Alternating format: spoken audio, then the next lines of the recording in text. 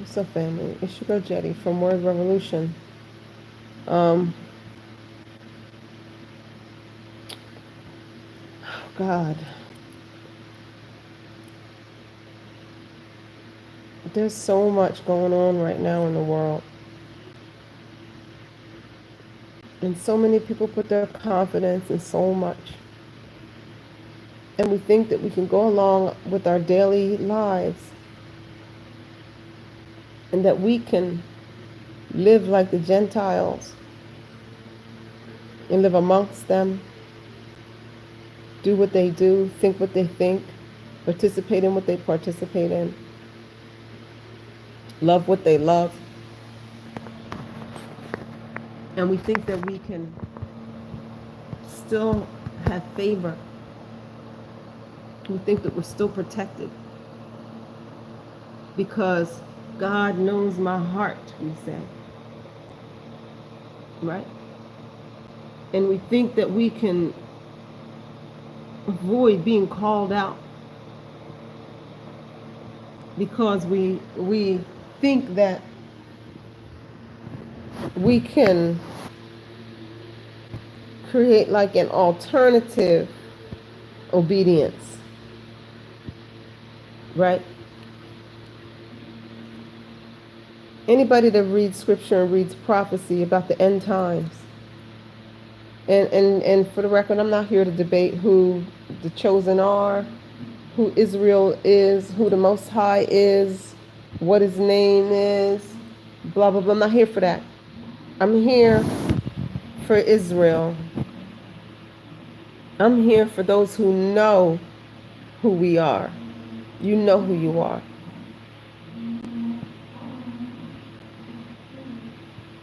And yet, knowing who you are, how does it not call you to obedience? How does it not call you out?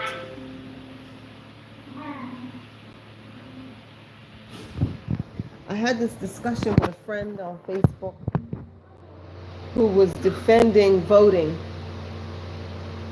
And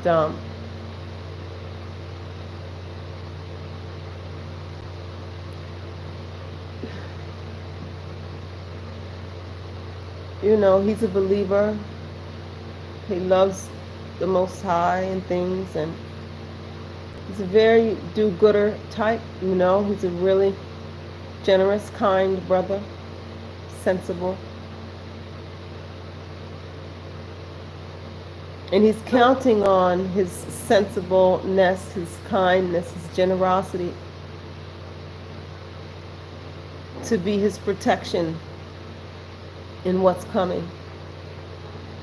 And I don't mean to suggest that the Most High will not protect you in when he brings down wrath, when the fire falls. The Most High will absolutely protect his own. But how does that protection manifest?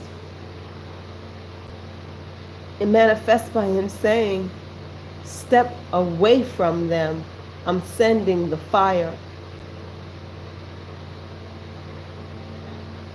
We look at the state of the world, and we who have a prophetic understanding or even a prophetic inkling know,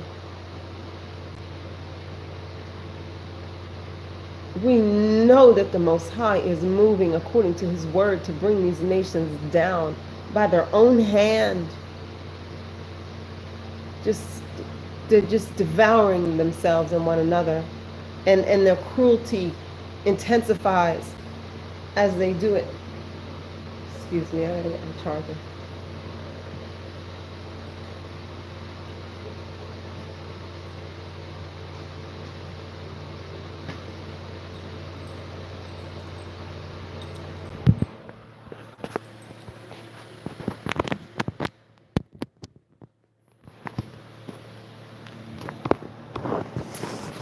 And now I gotta hold this stupid thing.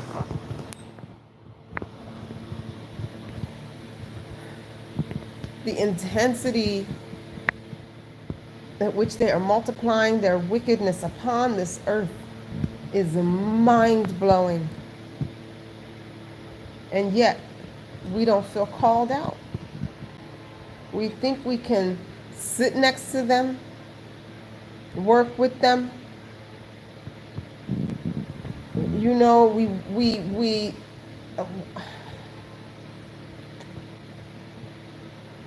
can have their culture, right?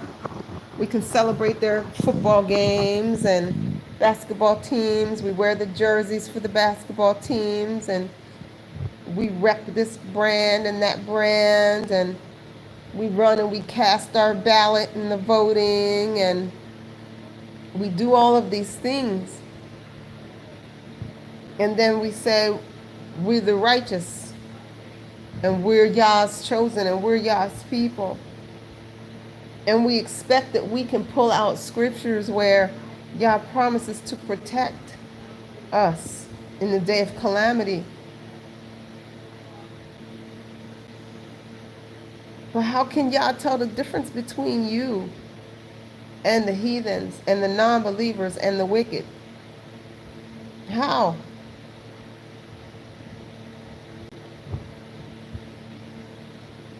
We think a little charity is what's going to make the difference because you give of your surplus. We think that we don't say things like fuck. We think that's going to make the difference.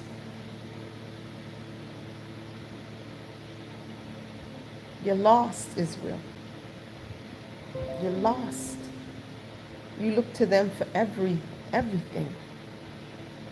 You look to them for your joys. You look to them for your sustenance. You look to them for your salvation. You look to them for your standard of living.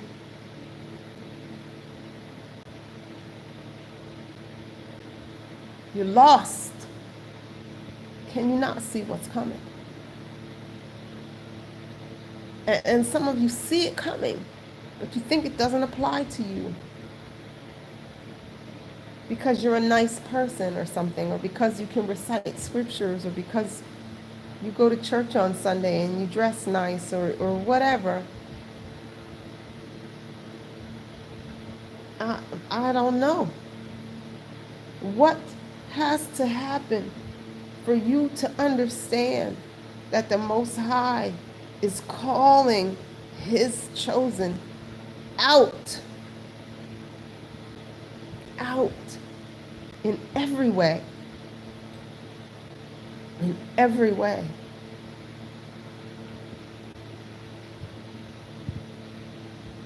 I mean, you look at what is happening and you see the hand of these wicked nations just, it's like an injured, ferocious beast that just lashes out with last fury to do destruction to the whoever's close by. And you think because you speak the name of the Most High, and half of you don't even do that because you're still calling Him Lord and God and Jesus. We forget that those who worship Him must worship Him in spirit and in truth. In spirit and in truth. That means you can't call Him God. His name is Yahuwah. His name is not God, Yahweh. The Most High is not a German. And so, okay, maybe you're ignorant and you don't know that, and you're counting that the Most High will honor your love and your desire to be close to Him. And okay, we're going to chalk it up to ignorance. And the Most High is gracious to those who are gracious, so there's that. But Yah is not mocked. You make a mockery of the Most High in this rebellion and this refusal to let go of this wickedness.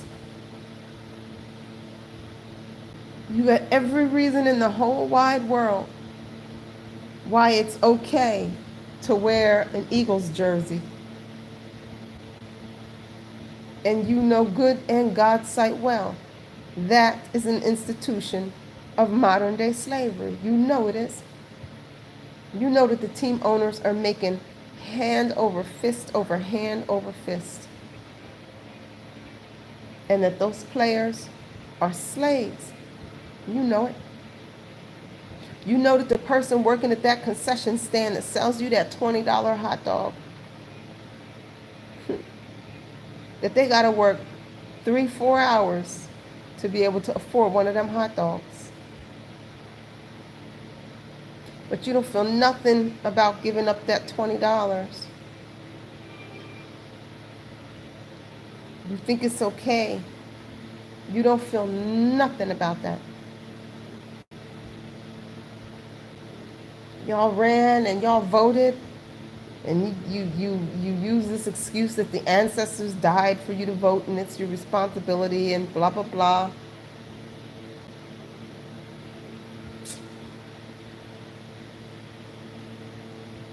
My God.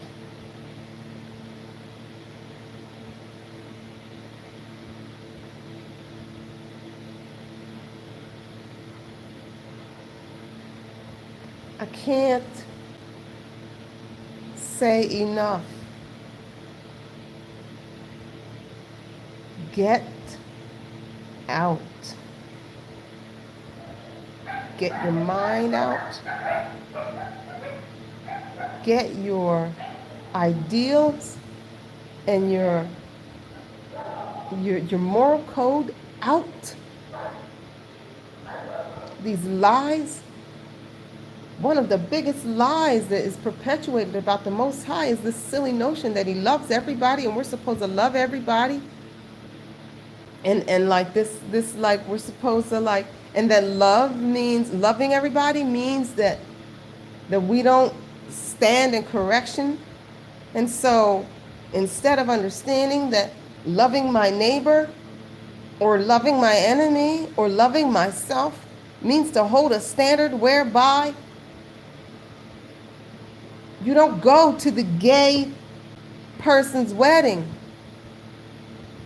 because you love them and you want to show the love of the Most High. You show the love of the Most High by standing against it and not going to demonstrate the seriousness of what it is to walk in that level of disobedience and blasphemy.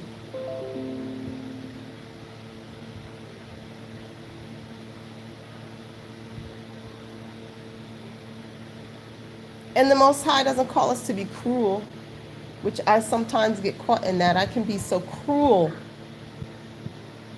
when I come up against foolishness, you know. And the Most High doesn't call us to be cruel. But what the world considers cruelty, the Most High considers love. Chastening is important. Chastisement is important.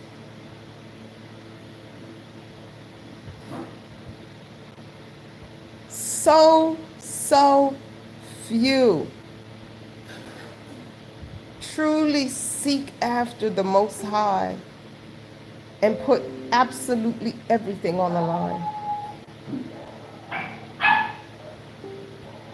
In this age, it calls for putting absolutely everything on the line. Everything. Comfort, convenience, your idea of stability, everything you've worked so hard for, relationships, parents, children, friends, your sense of who you are. You have to be willing to put it all on the line.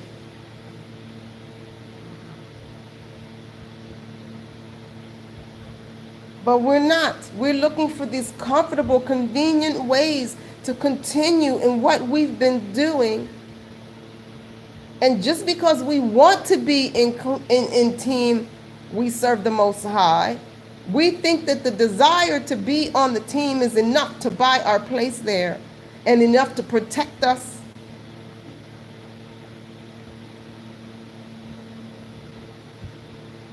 We think that reciting scriptures about taking refuge under the Most High's wings is how you take refuge.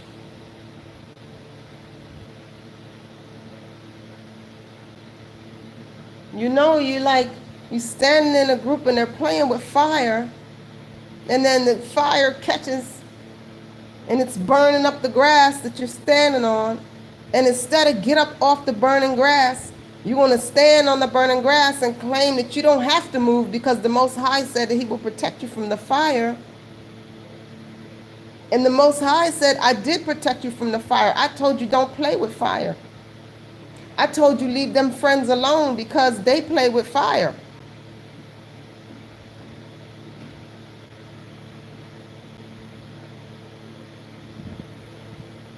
We want to be, we want to unify with everything and everybody so much so that we want to pretend it doesn't matter whether they're into wickedness or not, because we think that unifying with all black people is our salvation. And if we only unify with all black people, then we'll be saved. Most black people are destined for the fire. Most people are destined for the fire, not because the Most High is cruel, but because we refuse to come out. We refuse.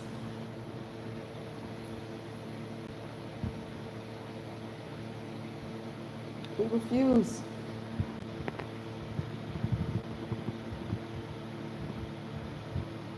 It's terrifying.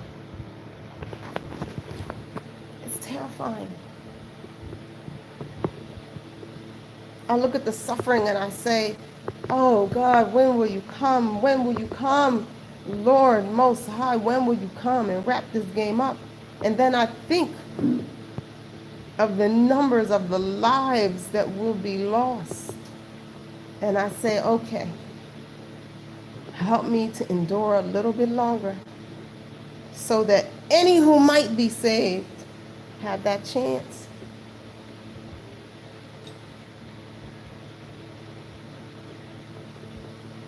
But it'll come soon, because we don't desire to be saved. We desire to be comfortable. We desire to be politically correct. We desire to be admired by evildoers.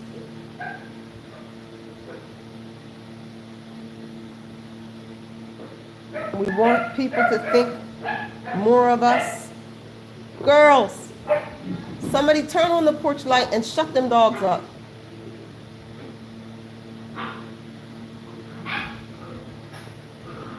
The Most High calls us out. The Most High calls us out, ladies and gentlemen. Read Revelations. What does Revelations tell you? No. What does Revelations tell you? Revelations tells us to come out, not to touch any of it. From Nikes to the NFL and NBA to Congress to Kraft and Coca-Cola. What do you think no unclean thing means? What does it mean to touch no unclean thing? Are these things that I've mentioned clean? Are these righteous empires? Is Nike a righteous empire? I don't care how many black faces they put in the shoes and run around and what kind of...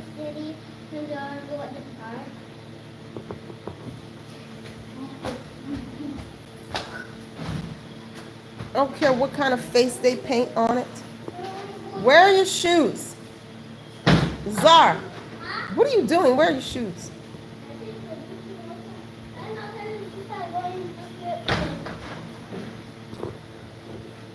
Name one of these things that you're participating in that we could call clean by the most high standards. Your church, your city council, your Congress, your what? What? The grocery store you shop in? That's clean?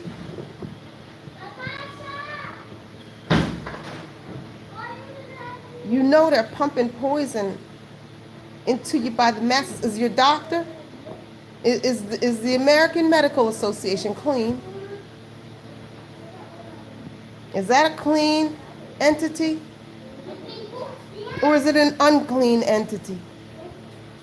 What does come out and touch no unclean thing mean? What does it mean? If it doesn't mean that we have to change our behavior and truly be called out. And I'm not going to pretend like I'm not talking to you on a Samsung phone right now. Right? So I'm not trying to be on some high horse and act like I've achieved what I'm striving for, which is a true coming completely out. But there's a difference between when you think of Daniel and Shadrach, Meshach, and Abednego, which I wish I knew their true Hebrew names. You have to forgive me. But there's a difference between the situation that they were in where they didn't have an alternative and they had to make do. Like, I'm on this Samsung phone because it's the phone that I could get and it's the phone that can work, that I can deliver this message to you. Versus I get a new iPhone every time a new iPhone comes out, or I get a new Samsung every time a Samsung comes out because I want the newest, the latest. That's different. It's different if you don't have any alternatives for where to get your food. There are no farmers markets around. You have no land on which to grow food. So then you must go to the grocery store and buy the poison. That's different than you don't feel like driving the 5 extra miles to go to the farmer's market. Or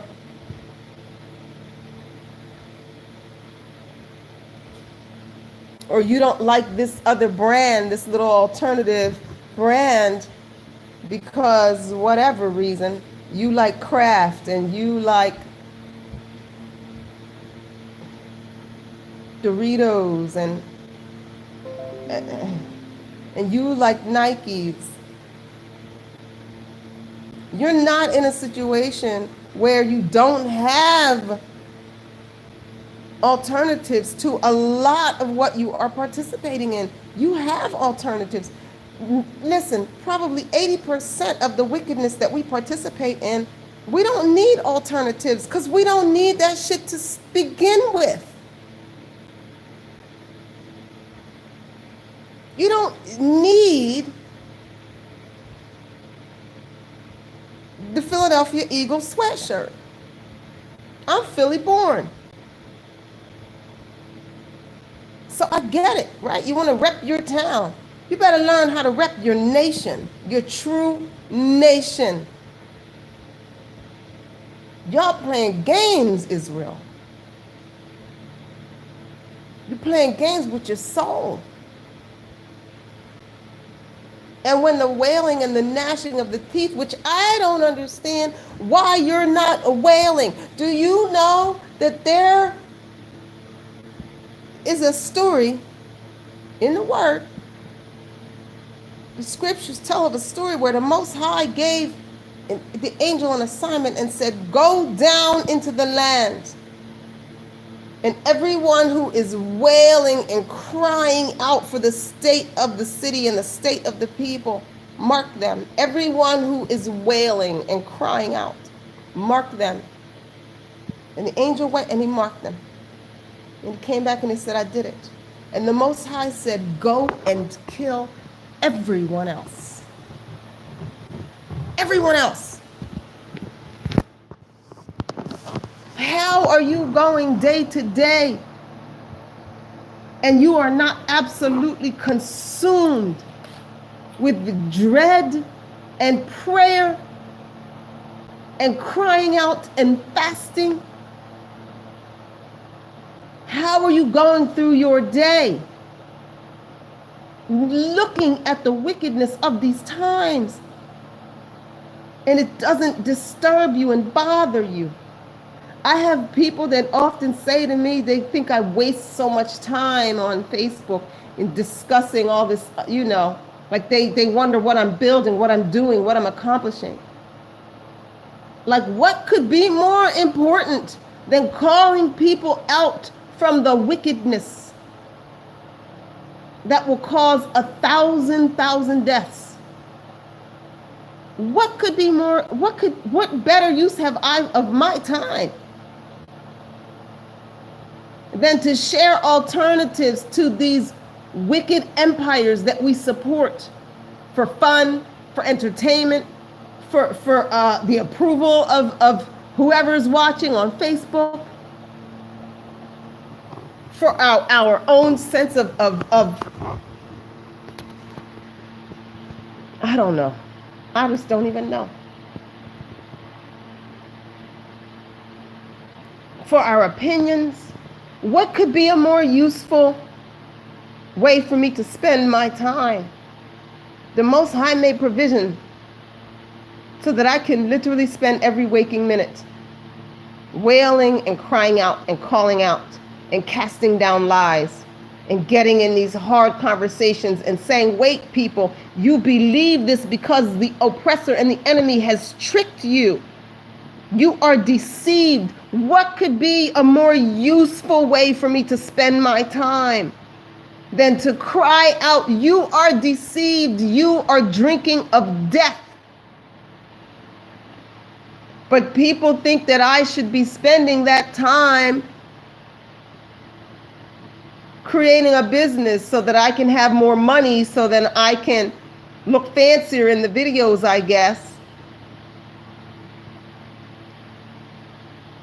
I don't know, man.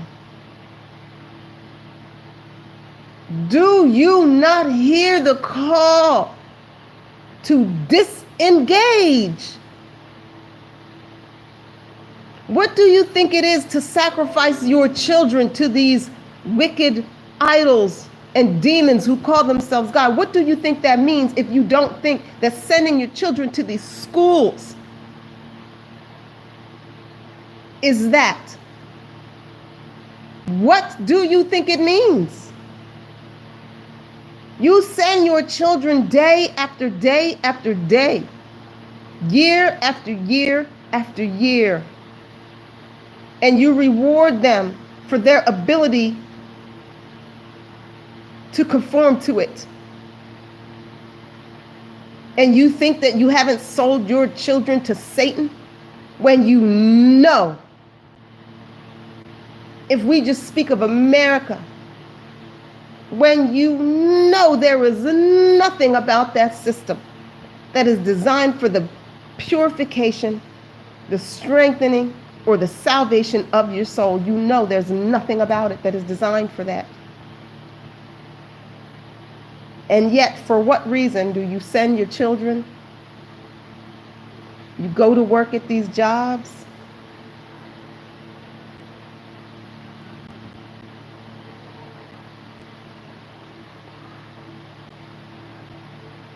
And I know nobody's even going to watch this video because they're going to get 2 minutes in and they're going to tune it out because you don't want to hear it. But you know what? I can't go to my grave knowing I didn't use every breath in this season, that I didn't use every breath to warn you.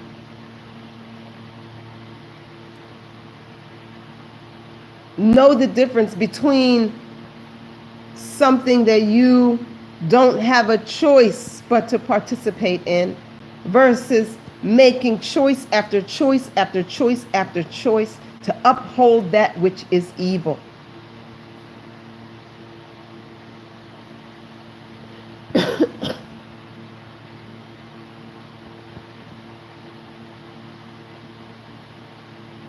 If you, excuse me, if you would not risk everything, and I'm talking everything, every relationship,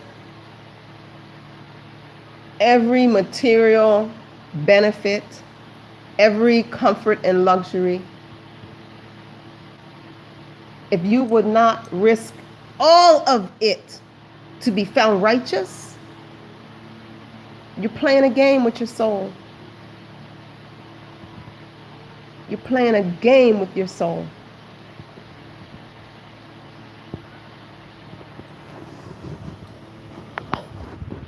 And I don't know how you can when you look around and you see what's going on. I don't know how you can continue to justify these willing participation in that which is unrighteous and wicked. Just volunteering yourselves. I read somewhere that people were paying, whenever the last little Beyonce concert was, between $800 and $1,200 for tickets for the Beyonce and Jay-Z concert.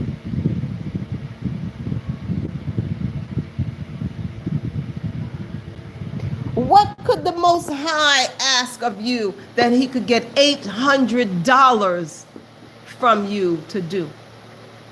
Could the Most High say to you today, there's a sister that's behind on her rent. She got a bunch of kids. She's working this job. She's very faithful, but she's making minimum wage. And she needs her rent paid this month. Could the Most High get you to take that $800 and give it to that sister and not put it on Facebook, not tell nobody, not make a big deal of it, not then expect her to come and shuck and jive and tell you how beautiful you are? Drop it anonymously into her landlord's mailbox and say, rent for Keisha, paid. Could the Most High get you to do that?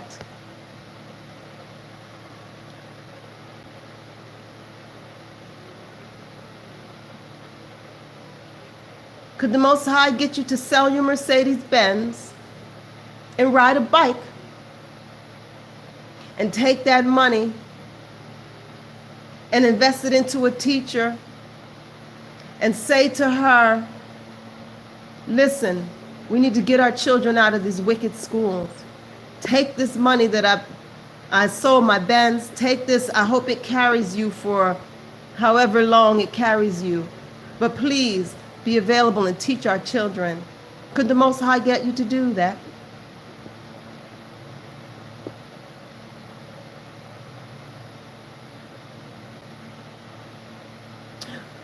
What you spend on school clothes,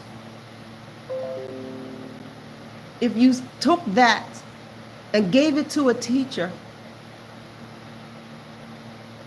if you and your 10 closest friends gave what you spend on school clothes and whatever else is required for children to go to these schools and feel like they fit in, if you took that money and gave it to a teacher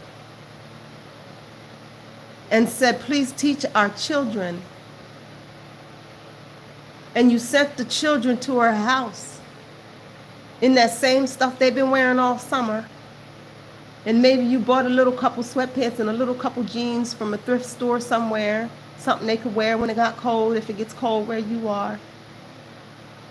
You took that money that you spent on school clothes and Nikes and things,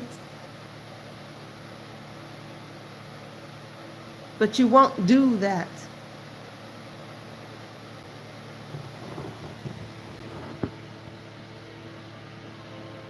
Jesus. Listen.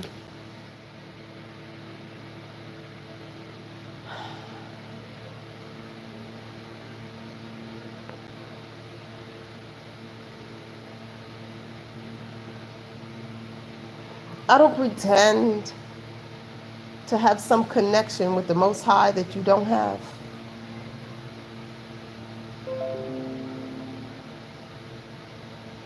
I don't imagine that the Most High is speaking to me and not speaking to you on these things. I don't believe it. I believe that what is happening is for comfort and convenience. You've hardened your heart. You've closed your ears. You've closed your eyes to the suffering around you. And you've created a paradigm in which you think these things don't apply to you.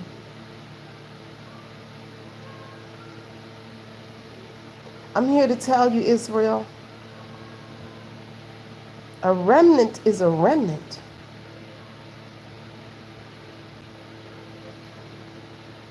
That means a very, very few. Are you doing absolutely everything you can think to do to make sure that you are counted amongst that few? Or are you living as if it's promised and guaranteed, and it doesn't matter what you do, that you'll be counted, that you will be gathered under his feathers just because you want to be, and that you can use your time and every other resource that you have and keep funneling it into these wicked empires, and then think that you will be saved? I don't understand it.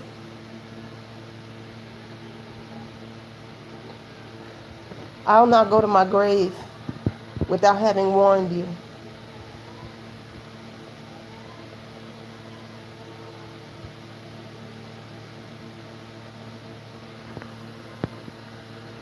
It's not a game.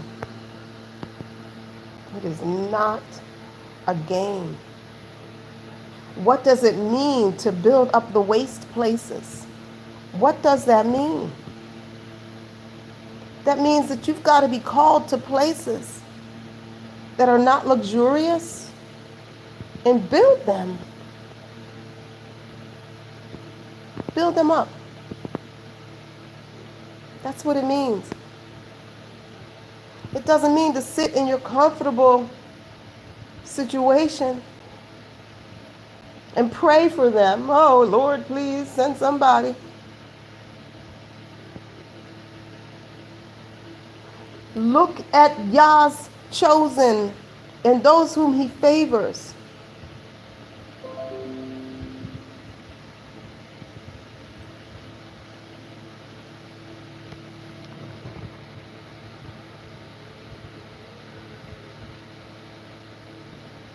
What were they not called to sacrifice?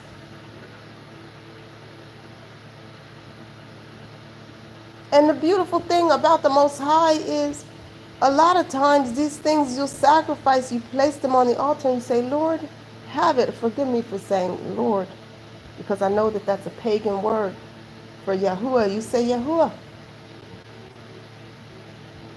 You say, I place this thing on the altar. Bless up, brother. And a lot of times the Most High says, it's okay, baby. I don't want that. I just want to know, would you give it up? More than half the time in my life when I have put something that I did not really want to give up on the altar and said, well, Lord, you know what? I'd rather give this up than give up my soul. More than half the time, the Most High don't even want to give it right back to you. And then some. But rather than that, we're going to make excuses for why we don't have to give it up. Why it's okay to indulge it. Why that can't be what the Most High wants from us. Why we got all these excuses. And then we think we can be counted among the righteous, among the remnant. So few will be saved. So few.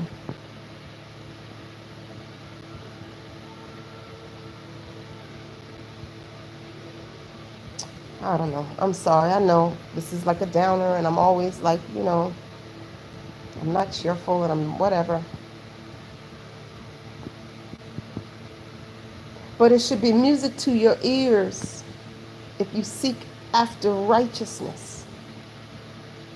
That there is a call. The Most High is seeking.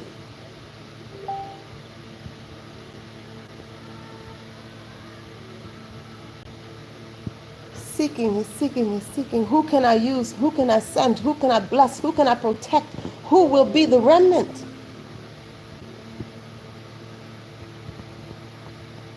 And I don't pretend to know that I'll be that remnant. Because if you knew me like I knew me, you'd know I stay on thin ice.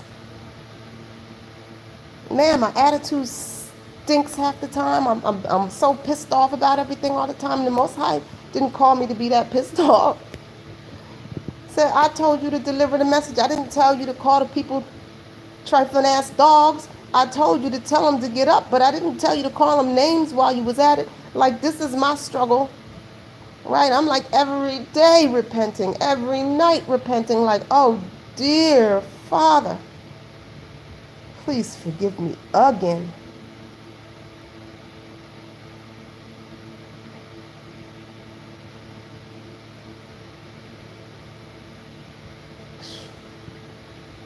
But I can't, I marvel at the level of convenience that some of you afford yourselves and call it righteousness.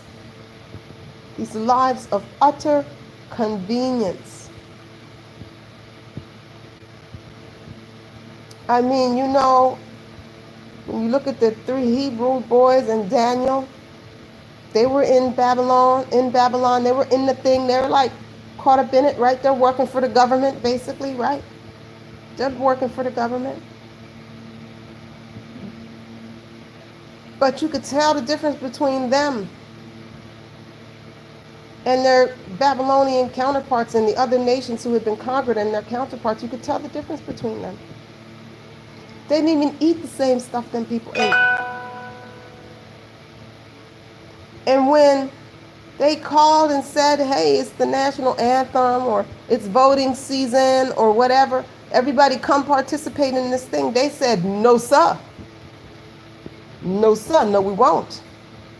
We will not. I can't do that now. I can't do that. I work for you and stuff. Yeah, you captured me and then now I work for you and everything. And the Most High didn't tell me to go commit suicide because you captured me. The Most High said, go on. You're really good at that thing you do. Go and be the best at it in that context. But in those critical moments when your allegiance is tested, you think that you can bow to the image, and then what? And then what? And then you're not a part of it? What does in and not of mean? If it doesn't mean that you don't participate in these unnecessary practices, and even some which are considered necessary. Some stuff that would even be considered a necessary evil, like bowing to the image when they play the music and they put the image up and you're supposed to bow. Some stuff you just gotta be like, listen, you're gonna have to kill me. The Most High is able to deliver, but if he don't, then I'm just finna die because it's not for me. You tell that story and you assume that the Most High is going to save you in the fire. You ain't even finna make it to the fire. The Most High will allow you to go on through your whole life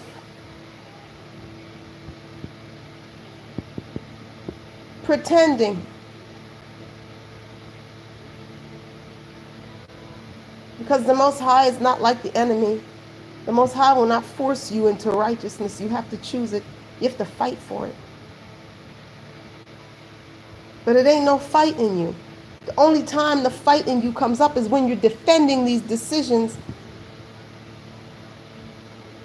to invest your resources in these wicked empires. That's the most fight you got in you, is when you're defending your right, your desire to participate in that which the Most High hates.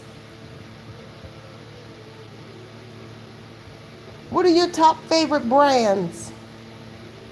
Or stars or shows or whatever? What are your favorites? You tell me how they're righteous. You tell me how they're righteous. They're wicked. Wicked, wicked, wicked, wicked.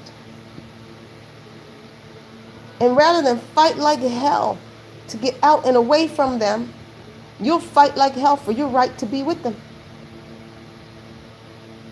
From votes to Nikes to Doritos to public school to church. Maybe it's good that y'all not gonna watch this, because at least if you don't watch it, you could say that you weren't warned.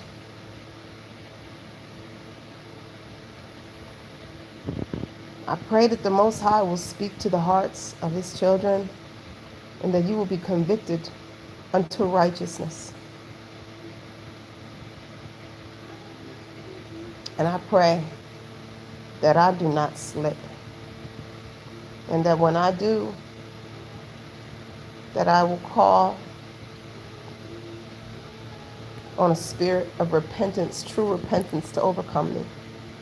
And that if I am not wise enough to call on a spirit of true repentance to overcome me, that there be a true intercessor who can stand in the gap and call out my name. Let us not presume our position in the kingdom. Let us not assume it. Let us not take for granted these things. It's a narrow door.